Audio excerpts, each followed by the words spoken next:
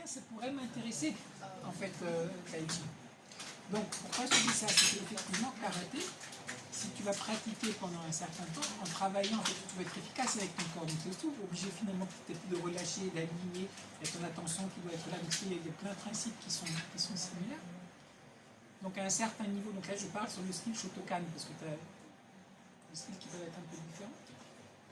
Ça va te donner, on va dire, une très bonne préparation, et puis ça va même commencer à te faire emmagasiner ce que les Chinois appellent les jing, c'est qu'il y a plus la vitalité. Et ça va commencer aussi avec peut-être un certain début de sensation aussi de chi, on va dire, qui va être là. Ce dont je me suis rendu compte après, c'est que quand tu travailles après les arts chinois, même si tu bouges rapidement, hein, mais le patois ou le simi, bah, tu te rends compte petit à petit que, en fait, la forme de corps de.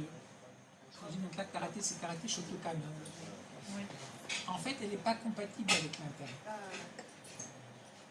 Parce que la manière dont tu vas utiliser, il y a une manière mécanique d'utiliser par exemple le transfert de tes hanches, etc., dans laquelle en fait tu vas casser ta structure comme. Alors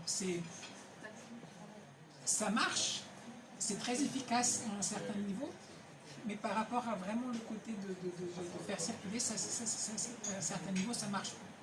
Et là, en fait, où je m'en suis vraiment rendu compte, c'est pour dire que, enfin, théoriquement, il y avait des gens qui avaient mentionné, des choses comme ça, mais c'était l'été dernier.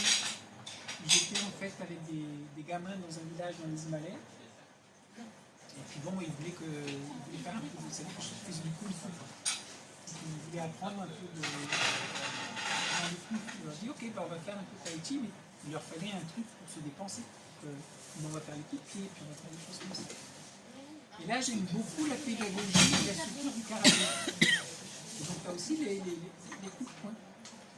Donc, quand je commençais à leur montrer les coups de poing, tels qu'on devrait les faire, bah, je ne les sentais pas du tout. J'ai dit, non, je ne peux plus faire les coups de poing comme ça. Enfin, là, je suis en train de complètement casser ma structure en fait, énergétique en donnant les coups de poing comme ça.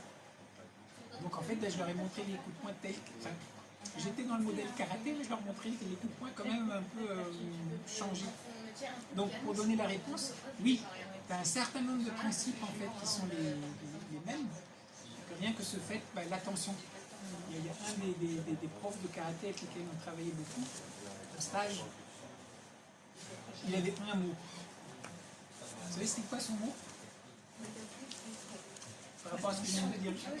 Presque. Attentif. Alors c'était soit quand on était en train de faire un truc, tu es fatigué, tu sais, à la fin du cours, tu fais un peu moins attention. Attentif les gars, attentif.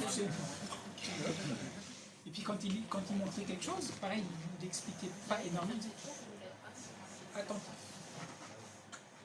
Attentif. C'est vraiment, et c'est rentré, pourquoi? Parce que donc il a pas dit 10 000 choses, mais à force de répéter attentif dans plein de contextes, attentif, soit parce que tu es trop fatigué, ou attentif parce qu'on te montre un truc intéressant, ou attentif parce que tu te rends compte que vraiment la base, c'est ça. Et donc ces bases-là, oui. Et donc avec le karaté, c'est magnifique, tu vas les avoir. Après, si tu veux vraiment aller sur le côté interne, à un certain niveau, il y a déjà certains karatékas qui vont faire à côté, je sais pas, du tai chi, des choses comme ça. Et je crois qu'à un certain moment, si tu développes, après tu te rends quand même compte que tai chi, patois, chimie, ces arts n'ont pas uniquement été créés comme art martial. Les gars qui les ont créés, les ont explicitement créés par rapport au système énergétique de